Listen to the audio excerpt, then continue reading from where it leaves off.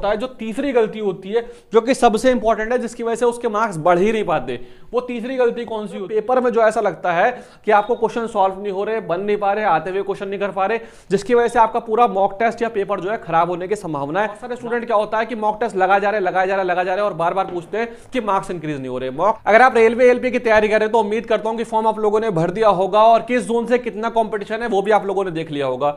मेरे पास सबसे ज्यादा स्टूडेंट के मैसेज आ रहे हैं इस चीज को लेकर कि उनके मॉक टेस्ट में जो मार्क्स है वो इंक्रीज नहीं हो पा रहे। 75 नंबर का मॉक टेस्ट आता है, उसमें से 50 नंबर, 51 नंबर, 45 नंबर इतने ही मॉक टेस्ट में अटक रहे हैं, 60-70 के आसपास नहीं पहुंच पा रहे, तो उसको कैसे हमें वहां तक पहुंचाना है?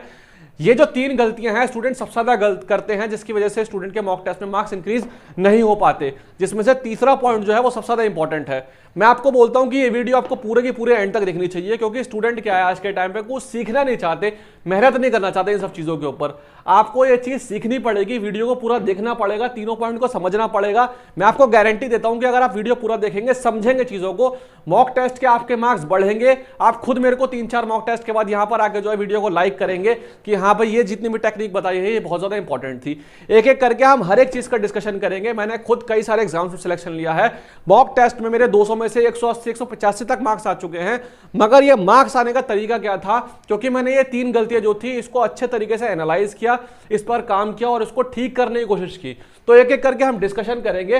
स्टूडेंट की सबसे पहली गलती क्या होती है कि स्टूडेंट शौक के लिए मॉक टेस्ट लगाते हैं। बहुत सारे स्टूडेंट क्या होता है कि मॉक टेस्ट लगा जा रहे और बार बार पूछते हैं कि मार्क्स इंक्रीज नहीं हो रहे। मॉक टेस्ट में मार्क्स इंक्रीज करने के लिए आपको ज्यादा मॉक टेस्ट या बार बार मॉक टेस्ट लगाने की जरूरत नहीं है। अगर आप मॉक टेस्ट लगाते हो और आपके मार्क्स कहीं पे अटक गए हैं तो पहली चीज तो आपको देखनी चाहिए कि आपकी गलती क्या है।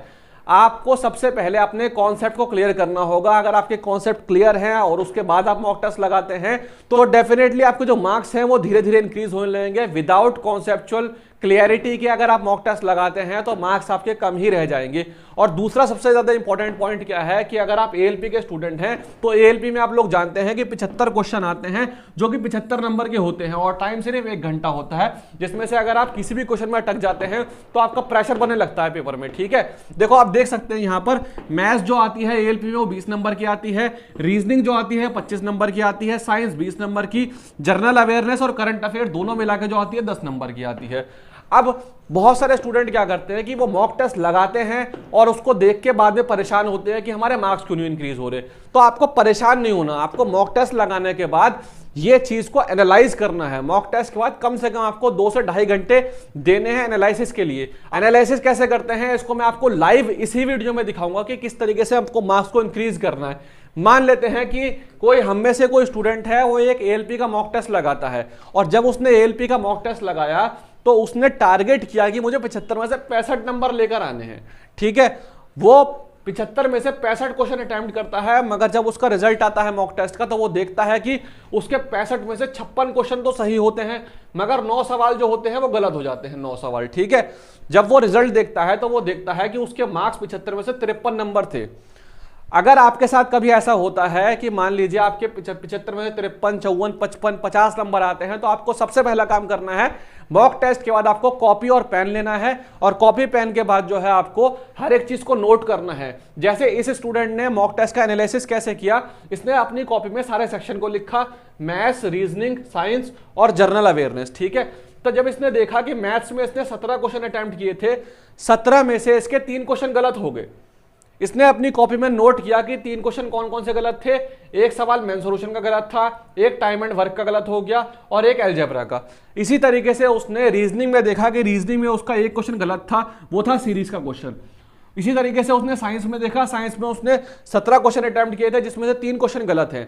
ये आपको हर मॉक टेस्ट के बाद लिखना होगा अपनी कॉपी में। ठीक है, सिर्फ मॉक टेस्ट नहीं लगाने हैं, आपको ये सब चीजें करनी पड़ेंगी, तभी जाके आपके मार्क्स इंक्रीज होंगे। विदाउट इतनी मेहनत करने बिना जो है आपके मार्क्स इंक्रीज नहीं होंगे। ठीक है, तो आपको लिखना होगा। जैसे साइंस में इसने देखे 3 क्वेश्चन गलत हैं, अब वो 3 क्वेश्चन किस किस चीज के गलत है, कौन से टॉपिक से गलत है, ये भी आपको लिखना होगा। जैसे यहाँ पे लिखा है कि 3 सवाल थे, उसका एक था बीमारियों से जो डिजीज होती हैं, दूसरा पीरियोडिक टेबल से और तीसरा केमिकल नेम जो होते हैं उससे। तो आपको सारे के सारे जो टॉपिक हैं वो सारे टॉपिक लिखने पड़ेंगे कि कौन कौन से टॉपिक में से आपके क्वेश्चन गलत हो रहे हैं। ठीक है, अब मॉक टेस्ट का एनालिसिस आपको किस तरीके से करना है। पहला पॉइंट तो आपको लिखना है कि कौन कौन से आपके क्वेश्चंस गलत हैं, कौन कौन से टॉपिक से गलत हैं। मॉक टेस्ट लगाने के बाद ना तो आपको डिमोटिवेट होना है और ना बहुत ज्यादा खुश होना है अगर मार्क्स ज्यादा आ जाते हैं। आपका काम यह है कि आपने गलत क्वेश्चन को नोट करके उसी टॉपिक में से एटलीस्ट 10-10 सवाल लगाना। जैसे मान लो मेन सॉल्यूशन का क्वेश्चन गलत था, तो बाद में उसने देखा कि मेन सॉल्यूशन का सवाल उसका गलत गया, तो गया क्यों? उसने देखा बाद में कि उसका सवाल गलत था क्योंकि उसकी कैलकुलेशन गलत थी, वो कैलकुलेशन करने में गलती कर रहा था बार बार, ठीक है। इसी तरीके से अलजेब्रा में क्या हुआ कि वो उसको रीड करने में दिक्कत आई, वो जल्दी से पढ़ रहा था और जल्दबाजी में जो है वो अलजेब्रा का क्वेश्चन गलत कर दिया। तो पहला काम तो ये है कि उसको मेन सॉल्यूशन के, टाइम एंड वर्क के और अलजेब्रा के 10-10 सवाल जो हैं मॉक टेस्ट के बाद लगाने हैं। और ये दिमाग में बिठा लेना है कि ये जो गलती इस टेस्ट में की है, आने वाले किसी भी टेस्ट में एटलीस्ट ये वाली गलती नहीं करनी, ठीक है। दूसरी चीज, उसको अपने अगर देख लिया उसने कि अगर उसकी कैलकुलेशन में दिक्कत है तो उसको कैलकुलेशन पे काम करना है कि आगे आने वाले मॉक टेस्ट में कैलकुलेशन पे गलती नहीं करनी भाई, ठीक है। अगर उसकी बेसिक रीडिंग में दिक्कत है तो उसको दिमाग में डाल लेना है कि भाई कम से कम चाहे कुछ भी हो जाए, मैं आराम से क्वेश्चन को पढ़ूंगा मगर क्वेश्चन को गलत नहीं करूंगा, ठीक है। इसी तरीके से अगर जैसे मान लो साइंस में उसके बीमारी से क्वेश्चन गलत है, पीरियोडिक टेबल से गलत है, तो आपको क्या करना है, मॉक टेस्ट के बाद आपको जो है इस टॉपिक को रीड करना है, ठीक है। इन टॉपिक पे कम से कम आधा से 1 घंटा देना होगा, सबको पढ़ना पड़ेगा और ये अपने दिमाग में डालना पड़ेगा कि ये गलती इस मॉक टेस्ट में तो हो गई है मगर अगले मॉक टेस्ट में इस तरीके की गलती नहीं करनी, पेपर में भी इस तरीके की गलती नहीं करनी जो इस मॉक टेस्ट में। अगर आप अपनी गलतियों को आइडेंटिफाई करेंगे और उस पर काम करेंगे तभी आपके मार्क्स इंक्रीज होंगे। अब बहुत सारे बच्चों के साथ क्या होता है, जो तीसरी गलती होती है जो कि सबसे इंपॉर्टेंट है, जिसकी वजह से उसके मार्क्स बढ़ ही नहीं पाते, वो तीसरी गलती कौन सी होती है कि स्टूडेंट अपनी भावनाओं के साथ मॉक टेस्ट को लगाते हैं। पहले तो बहुत सारे मॉक टेस्ट लगा लेंगे, डेली मॉक टेस्ट, और उसके बाद मार्क्स को देख के परेशान होंगे। तीसरी जो चीज का आपको ध्यान रखना है कि आपको जब भी मॉक टेस्ट लगाने हैं तो आपको बहुत ज्यादा प्रैक्टिकली लगाने हैं, भावनाओं के साथ नहीं लगाने, इमोशंस के साथ नहीं लगाने।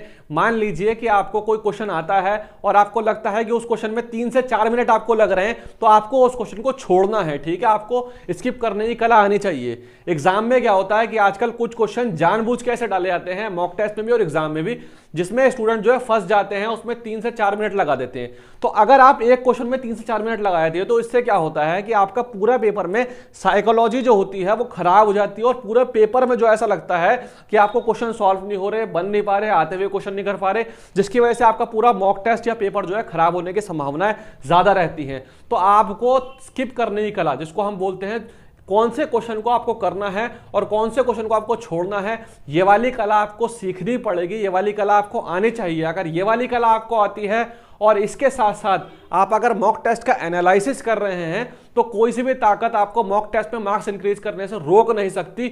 ये बात मेरी आप ध्यान रख लेना। ये मैं अपने पर्सनली एक्सपीरियंस से बता रहा हूं कि अगर आप इस तरीके से इस पैटर्न पे ये 3 गलतियों पे कंट्रोल कर लेंगे, अगर आप अपने कॉन्सेप्ट को क्लियर करके मॉक टेस्ट को लगाएंगे, अगर आप हर मॉक टेस्ट के बाद उसको एनालिसिस करेंगे और हर मॉक टेस्ट लगाते टाइम आप टाइम के साथ जो है स्किप करने की कला को सीख पाएंगे, तो डेफिनेटली आपके मार्क्स जो होंगे वो मॉक टेस्ट में धीरे धीरे कॉन्स्टेंटली इंक्रीज होने लगेंगे। पहली चीज तो आपको ये ध्यान रखना है कि अगर आपका सिलेबस कंप्लीट नहीं हुआ तो आपको रोज रोज मॉक टेस्ट नहीं लगाने, आपको सिर्फ हफ्ते में 2 दिन मॉक टेस्ट लगाने हैं।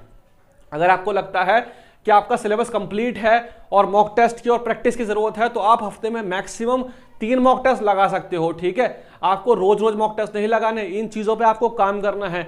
अगर आप पूरी शिद्दत के साथ, पूरे फोकस के साथ, जैसे एग्जाम में आप लोग करते हो उसी तरीके का माहौल बना के, क्या होता है कि हम बड़े कैजुअली मॉक टेस्ट को लेते हैं, घर में बैठ गए लेटे लेटे मॉक टेस्ट कर रहे हैं, बैठे बैठे कहीं भी कर रहे हैं, इस तरीके से नहीं करना। आपको पूरा का पूरा जो है एक जिस तरीके से आप एग्जाम में प्रेशर लेके करते हो उसी तरीके से बिल्कुल आपको मॉक टेस्ट को लगाना है, बिल्कुल सीरियस तरीके से। तो 100% क्या होगा कि आपको वो फील आएगा एग्जाम वाला और धीरे धीरे जो आपके मार्क्स होंगे वो डेफिनेटली इंक्रीज होंगे। मैं उम्मीद करता हूं कि ये वाली वीडियो आपको जो है अच्छी लगेगी। जो मैंने अपना पर्सनल एक्सपीरियंस शेयर किया है, जो मेरी मेहनत है, अगर अच्छी लगती है तो चैनल को सब्सक्राइब कर सकते हैं, वीडियो को शेयर कर सकते हैं।